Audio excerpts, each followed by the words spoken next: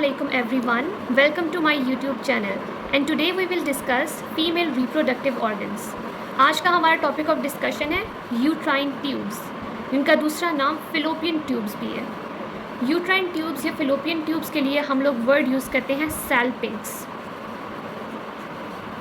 इसी को हम फिलोपियन ट्यूब्स भी कहते हैं। इस डायग्राम के अंदर ये हमारे पास यूट्राइन ट्यूब या फिलोपियन ट्यूब्स हैं। ये हमारे पास यूट्रस है, नीचे विजाइना और यहाँ पे ओवरीज। सो इसको समझने से पहले हमें ये पता होना चाहिए कि ये किस जगह पे लोकेटेड होती है। सो फर्स्ट ऑफ ऑल हम लोगों के पास एक कॉन्सेप्ट होना ज़रूरी है, दैट इज़ कि एक पेरिटोनियम की फोल्ड जो कि यूट्रस को लैटरली कनेक्ट करती है with the lateral pelvic wall के साथ। ये हमारे पास अगर पेल्विस है, हमें पता है कि यूट्रस पेल्विस में लोकेटेड होता है, तो लैटरली जो पेल्विक की वॉल है उसके साथ पेरिटोनियम की वो फोल्ड जो यूट्रस को कनेक्ट कर रही है उसको हम लोग कहते हैं ब्रॉड लिगामेंट ऑफ यूट्रस। ये सारा ब्रॉड लिगामेंट ऑफ यूट्रस है। ओवरीज को वही वाला ब्रॉड लिगामेंट ऑफ यूट्रस का वो पार्ट जो ओवरीज को यूट्रस के साथ कनेक्ट कर रहा है, इसे हम मीजो ओवेरियन कहते हैं। ब्रॉड लिगामेंट ऑफ यूट्रस का वो पार्ट जो कि यूट्रस के साथ अटैच्ड है उसे हम मीजो यूट्रस कहते हैं। और ब्रॉड लिगामेंट ऑफ यूट्रस का वो वाला पार्ट जो कि यूट्रस को कनेक्ट कर रहा होता है विद द यूट्राइन ट्यूब्स, इस वाले पार्ट को हम मीजो सैल्पिंग्स कहते हैं। सो यूट्राइन ट्यूब्स प्रेजेंट होती हैं upper free edge of the broad ligament of uterus के ऊपर। तो यहाँ पे ब्रॉड लिगामेंट ऑफ यूट्रस ख़त्म हो रहा होता है और वो उसके साथ अटैच्ड होती हैं, सिचुएटेड होती हैं इस पॉइंट के ऊपर। अब इसी यूट्राइन ट्यूब्स को हम लोग डिफरेंट पार्ट्स में डिवाइड करते हैं। सो फर्स्ट ऑफ ऑल हम लोगों को ये वाला पार्ट नज़र आता है। तो यहाँ पे हम लोग अगर देख सकते हैं बेसिकली यहाँ से, तो हमारे पास एक फर्स्ट ऑफ ऑल जो फर्स्ट पार्ट है यूट्राइन ट्यूब का वो एक फनल शेप स्ट्रक्चर होता है। फनल शेप स्ट्रक्चर इस तरह से, और फनल शेप स्ट्रक्चर के ऊपर कुछ फिंगर लाइक प्रोजेक्शंस नज़र आ रही होती हैं। तो अब ये क्या है, ये जो हमें फनल शेप स्ट्रक्चर या फिर जो फर्स्ट पार्ट नज़र आ रहा है लैटरली, ये हमें पता है कि दरमियान में मीडियल साइड होती है और उस साइड पे लैटरल साइड है। तो लैटरल एस्पेक्ट के ऊपर हमें जो फर्स्ट पार्ट नज़र आता है दैट इज़ फनल शेप, इसको हम लोग कहते हैं इनफंडिबुलम। इनफंडिबुलम के ही साथ हमारे साथ अटैच्ड होती हैं कुछ फिंगर लाइक प्रोजेक्शंस जिनको हम लोग फिम्ब्रिए भी कहते हैं। सो दिस इज़ फिम्ब्रिए और ये हमारे पास होती हैं इनफंडिबुलम जो कि यूट्राइन ट्यूब का लैटरल पार्ट है।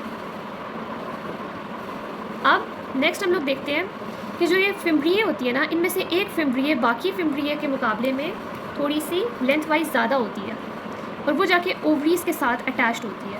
तो उस फिम्ब्रिए को हम नाम देते हैं ओवेरियन फिम्ब्रिए का। अब अगर हम लोग इसको देख लिया इनफंडिबुलम को, इनफंडिबुलम के अगर थोड़ा सा हम मीडियली ट्रैवल करते हैं तो हम लोगों को एक पार्ट नज़र आता है जो कि नेक्स्ट पार्ट है यूट्राइन ट्यूब का, इसको हम लोग कहते हैं ampulla, that is medial to the infundibulum. और इसकी जो लेंथ है that is 6 to 7 centimetres long. और यही बेसिकली वो साइट होती है जहाँ पे फर्टिलाइजेशन होती है।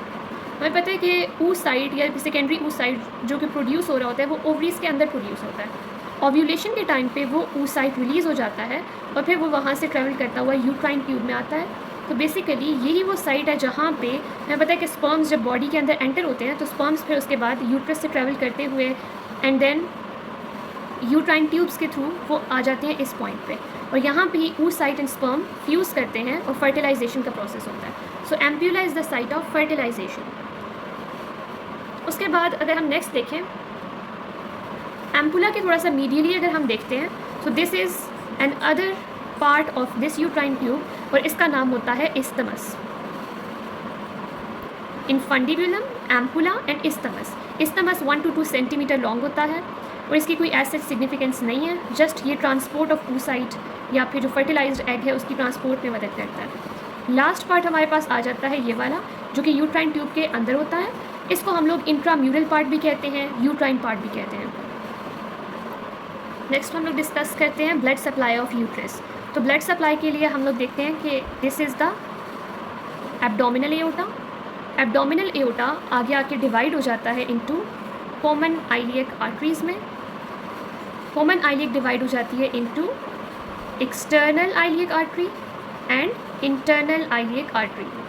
ये जो इंटरनल आइलियक आर्टरी है इसी की ब्रांच होती है यूट्राइन आर्टरी, और ये यूट्राइन आर्टरी सप्लाई करती है यूट्राइन ट्यूब्स को। अब we know that uterine tubes के दो पार्ट्स होते हैं।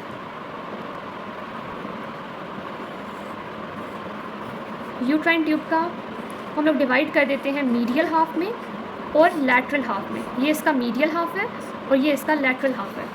तो लैटरली यहाँ पे ओवरीज भी प्रेजेंट होती हैं। तो ब्लड सप्लाई कुछ इस तरह से है कि जो इसका लैटरल हाफ है उसको सप्लाई करती है, ये ओवरीज को जो सप्लाई करने वाली आर्टरी है ओवेरियन आर्टरी, तो वो ओवेरियन आर्टरी ही सप्लाई कर रही होती है यूट्राइन ट्यूब के लैटरल हाफ को। और यूट्राइन ट्यूब के मीडियल हाफ को कौन सी आर्टरी सप्लाई कर रही होती है? Basically this uterine artery is supplying the medial half of the uterine tube. तो इसकी डुअल ब्लड सप्लाई है। वीनस ड्रेनेज भी इसकी इजी है। वीनस ड्रेनेज में हमें पता है कि लैटरल हाफ को क्योंकि ओवेरियन आर्टरी सप्लाई कर रही है तो ये सिंपली ड्रेन हो जाएगी इनटू ओवेरियन वेन के अंदर, और फिर वो ओवेरियन वेन हम लोगों ने उसका कोर्स फिर डिस्कस किया था कि राइट वाली ओवेरियन वेन डायरेक्टली चली जाती है इंफीरियर वेना कैवा के अंदर और लेफ़्ट वाली लेफ़्ट वीनल के अंदर। उसके बाद हम लोग अगर इस साइड की वीनस ड्रेनेज को देखते हैं तो यहाँ पे हमने कहा कि यूट्राइन आर्टरी होती है, तो यूट्राइन आर्टरी के करस्पॉन्डिंग जो यूट्राइन वेन होती है वो यहाँ से लिम्फेटिक ड्रेनेज लेके जाएगी और वो फिर एंटर हो जाएगी इनटू इंटरनल आइलियक, और internal iliac common iliac when में, और फिर वो डायरेक्टली ड्रेन हो जाएंगी into the inferior vena cava के अंदर। तो this was the blood supply of uterine tubes.